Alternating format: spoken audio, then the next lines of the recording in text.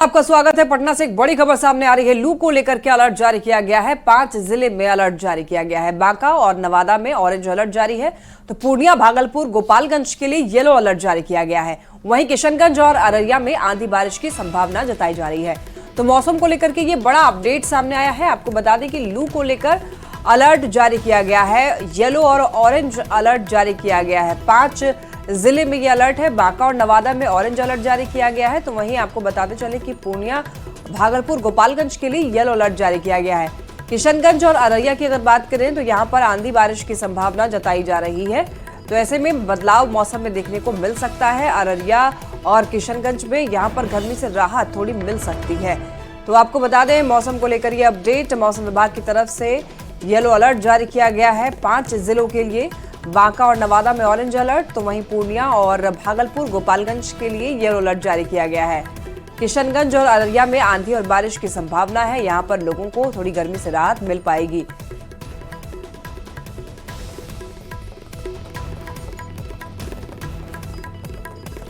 काराकाट से पवन सिंह ने निर्दलीय चुनाव में लड़ने का फैसला लिया। अब आरएलएम के प्रधान महासचिव माधव आनंद ने बड़ा बयान दिया है। माधव आनंद ने कहा कि अगर वो बीजेपी के सदस्य हैं तो बीजेपी को उन पर एक्शन लेना चाहिए। माधव आनंद के बयान पर बीजेपी प्रवक्ता रामसागर सिंह ने कहा है कि पवन पर उचित समय पर पार्टी उचित कार्रवाई करने जा रही है।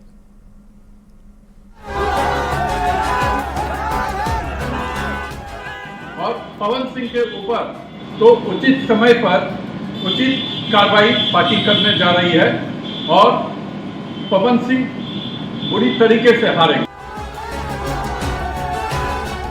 भोजपुरी फिल्म अभिनेता पवन सिंह के चुनाव लड़ने के ऐलान के बाद से ही काराकाट लोकसभा सीट बिहार की सबसे हॉट सीट बनी हुई है। बीजेपी का सदस्य रहते हुए पवन सिंह ने निर्दलीय नॉमिनेशन कर सबको हैरान कर दिया था। यही नहीं, कुछ ही दिनों बाद उनकी मां ने भी निर्दलीय उम्मीदवार के तौर पर पर्चा भर दिया। लेकिन नॉमिनेशन वापसी के आखिरी दिन पवन सिंह की मां प्रतिमा देवी ने अपना नामांकन वापस ले लिया। इसके बाद पवन सिंह समेत 13 उम्मीदवार चुनावी मैदान में बच गए हैं। नॉमिनेशन वापसी का समय खत्म होने के साथ ही अब यह साफ हो गया कि पवन सिंह चुनाव से पीछे नहीं हटने वाले। मतलब बीजेपी का सदस्य रहते हुए पवन सिंह बीजेपी समर्थित एनडीए के उम्मीदवार उपेंद्र कुशवाहा को चुनौती दे रहे हैं। पवन सिंह के काराकाट से निर्दलीय चुनाव लड़ने के सवाल पर आरएलएम के प्रवक्ता माधव आनंद ने बड़ा बयान दिया है।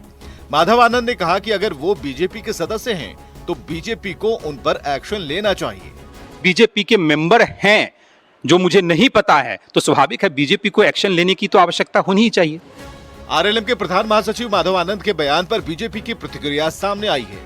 बीजेपी के प्रवक्ता रामसागर सिंह ने साफ कह दिया कि उपेंद्र कुशवाहा ही काराकाट से एनडीए के अधिकृत उम्मीदवार हैं। कुशवाहा की 2014 से भी ज्यादा मतों से जीत होगी। जहां तक पवन सिंह का सवाल है, पवन पर उचित समय पर पार्टी उचित कार्रवाई करने जा रही है। और पवन सिंह के ऊपर तो उचित समय पर उचित कार्रवाई पार्टी करने जा रही है और पवन सिंह बुरी तरीके से हारेंगे। पवन सिंह के चुनाव लड़ने से काराकाट की चुनावी जंग त्रिकोणीय हो गई।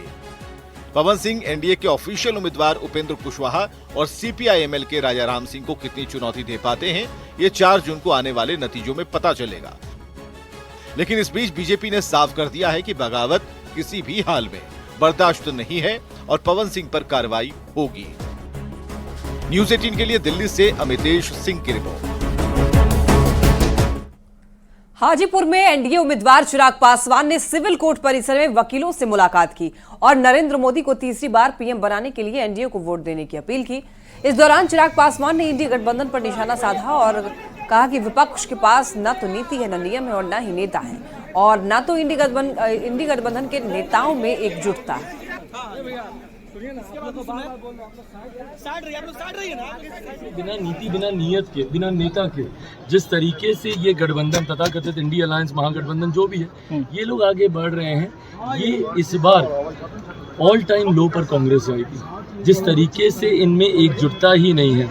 आप मुझे बिहार में बता दीजिए ना, इनके सहयोगी कई सीटों पर चुनाव लड़ रहे हैं, राजद वगैरह, कितनी बार आए कांग्रेस के वरिष्ठ नेता। बीजेपी सांसद विवेक ठाकुर वैशाली के हाजीपुर लोकसभा क्षेत्र में पहुंचे और एनडीए उम्मीदवार चिराग पासवान के लिए प्रचार किया। उन्होंने लोगों से चिराग को वोट देने की अपील की। इस दौरान विवेक ठाकुर ने तेजस्वी यादव पर जोरदार हमला बोला। उन्होंने कहा कि तेजस्वी पहले खुद मैट्रिक पास करे, तब दूसरों को रोजगार देने की बात करें। उस पार्टी का एक भी सांसद नहीं लोकसभा में, और देश के चुनाव का मैनिफेस्टो जारी कर रहे हैं और उसका बोल रहे हैं हम 10 किलो ही देंगे, 5 किलो रोजगार दिए लोग। 5 लाख। अरे पहले मैट्रिकवा पास करें तब ना रोजगार का सृजन कैसे होता है उसका प्रक्रिया समझें। अग्निवीर योजना पर तेजस्वी यादव के सवाल के बाद डिप्टी सीएम सम्राट चौधरी ने पलटवार किया। सम्राट चौधरी ने कहा कि तेजस्वी यादव का दिमाग खराब हो गया है। उन्होंने पीएम को बेड रेस्ट वाले बयान का भी तेजस्वी को जवाब दिया। सम्राट चौधरी ने सारण से आरजेडी उम्मीदवार रोहिणी आचार्य को टूरिस्ट बताया। अग्निवीर योजना में लाना चाहते हैं, तेजस्वी यादव ने कहा है दिमाग खराब हो गया है। 30 साल का नौजवान बेड रेस्ट हो गया। यही तो है कि 74 वर्ष का नौजवान इस देश की सेवा करना चाहता है। रोहिणी आचार्य के मामले में सर आप लोगों ने कंप्लेंट दाखिल किया है सर, क्या कहेंगे सर? देखिए, ये सब टूरिस्ट लोग हैं, आए हैं, टेम्पोररी आने दीजिए। बिहार के लोकतंत्र में लालू जी के बच्चे भी भाग गए थे। जब लालू जी का जंगल राज था ना, तो बेटा बेटी भी छोड़ के भाग गया था। सीतामढ़ी लोकसभा क्षेत्र के बतनाहा बाजार में डिप्टी सीएम सम्राट चौधरी ने लालू परिवार पर हमला बोला। उन्होंने कहा कि कुछ लोगों को गुंडागर्दी करके सरकार चलाने की आदत होती है। लालू परिवार को इसमें महारत हासिल है। सीतामढ़ी में बैकवर्ड फॉरवर्ड हो गया, समझ गए। लेकिन कुछ लोग को आदत है गुंडागर्दी से सरकार चलाने का, अपने ताकत से गुंडों के बल पर सरकार चलाने का। 15 साल रहे लालू जी मुख्यमंत्री, एक व्यक्ति का नाम बताइए आरक्षण दिया हो। मुजफ्फरपुर के गायघाट में आरजेडी नेता तेजस्वी यादव ने एक बार फिर प्रधानमंत्री नरेंद्र मोदी पर हमला बोला। तेजस्वी यादव ने पहले तो पीएम मोदी की नकल उतारी, फिर कहा कि मोदी जी को पहले महंगाई डायन लगती थी, अब महबूबा बन गई है। ये भाई को भाई से लड़वाना चाहते हैं। मंदिर मस्जिद का मुद्दा छोड़ करके मोदी जी को काम की बात करनी चाहिए। भाई बहनों, मोदी आएगा तो अच्छे दिन लाएगा। भाइयों बहनों, 15 लाख रुपए खाते में आ जाएंगे। बिहार को विशेष राज्य का दर्जा दे देगा मोदी। भाइयों बहनों, मोदी किसानों का आय दोगुना कर देगा। पहले 2014 में मोदी जी कहते थे महंगाई डाइन खाई क्या। पहले 400 गैस सिलेंडर मिलता था, अब मोदी जी गैस का दाम कर दिए 1400। अब मोदी जी को महंगाई डाइन नहीं महबूबा नजर आती। पढ़ाई, दवाई, कमाई, सिंचाई, सुनवाई, कार्रवाई के बारे में नहीं बोलते मोदी जी। हिंदू, मुस्लिम, मंदिर, मस्जिद, इस्लाम, सनातन, सबसे आसान रास्ता चुना है आपने नफरत फैलाने का, तोड़ने का, राजनीति का सबसे आसान तरीका। लेकिन मोदी जी काम पे वोट देना बहुत मुश्किल है। महाराजगंज सीट से इंडिया अलायंस के उम्मीदवार आकाश कुमार ने रोड शो किया। रोड शो में उनके समर्थकों ने बुलडोजर से फूल बरसाए। आकाश कुमार बिहार कांग्रेस के अध्यक्ष अखिलेश सिंह के बेटे हैं। रोड शो के बाद जनसभा में अखिलेश सिंह ने मोदी सरकार पर निशाना साधा। उन्होंने कहा कि मोदी सरकार ने छात्रों, किसानों, दलितों और अल्पसंख्यकों का केवल शोषण किया है। इस बार केंद्र में इंडिया अलायंस की सरकार बननी तय है। हम लोगों ने न्यूनतम समर्थन मूल्य पर गारंटी, कानून की गारंटी देने की बात कही।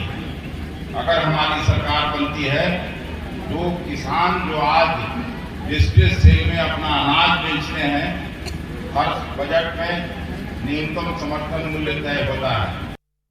काराकाट से एनडीए उम्मीदवार उपेंद्र कुशवाहा ने कहा है कि बिहार में इस बार विकास का अच्छा माहौल है और चुनाव प्रचार में जहां भी जा रहे हैं लोगों का खूब आशीर्वाद मिल रहा है। उन्होंने बिहार के बेहतर भविष्य के लिए काम करने वाली सरकार को समर्थन देने की अपील की। माहौल इस बार विकास के मामला में भी अच्छा माहौल है। दिल्ली में एनडीए की सरकार, पटना में एनडीए की सरकार।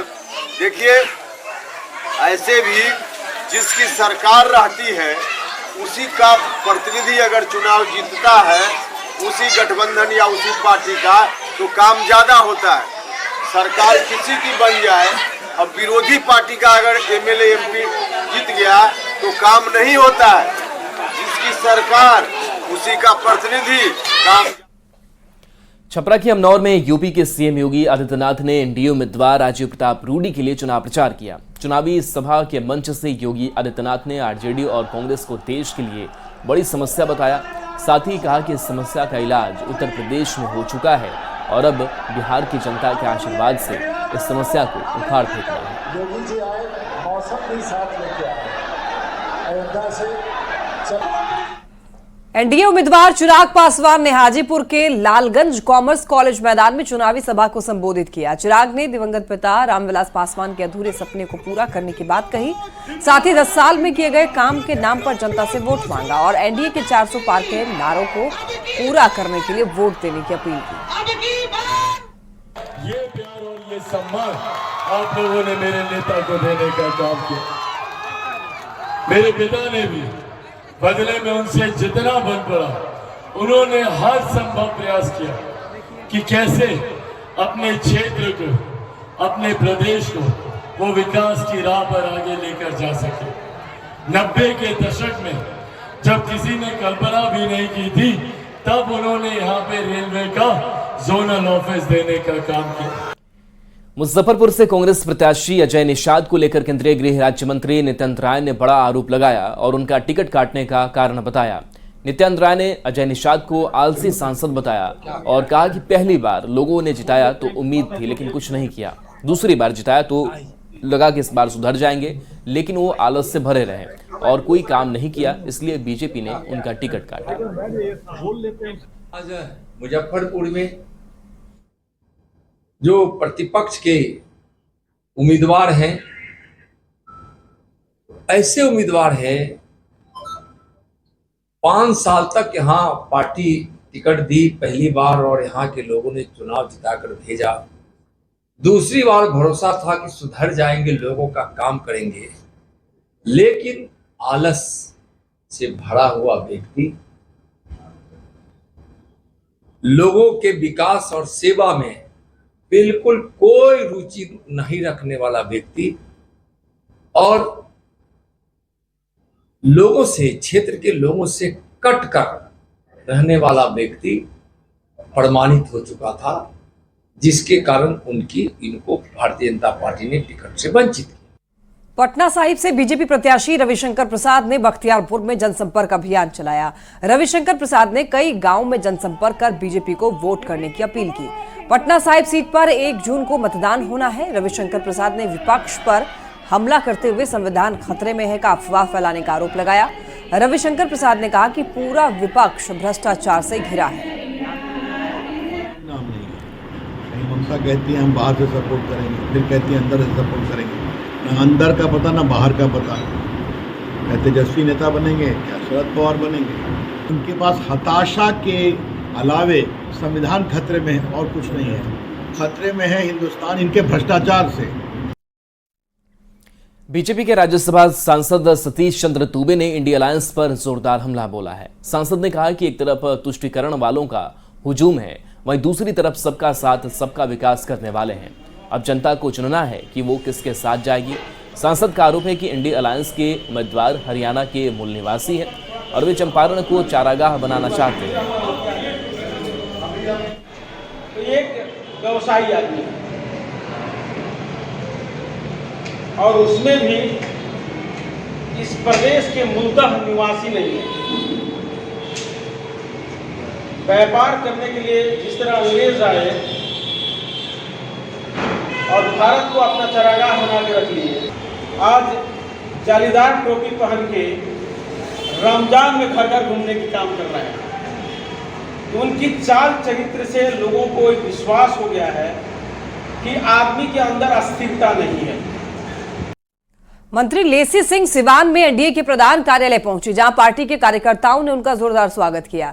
2 दिन से सिवान में जनसंपर्क कर रही लेसी सिंह ने एक तरफा जीत का दावा करते हुए एनडीए उम्मीदवार विजय लक्ष्मी देवी के पक्ष में वोट मांगा।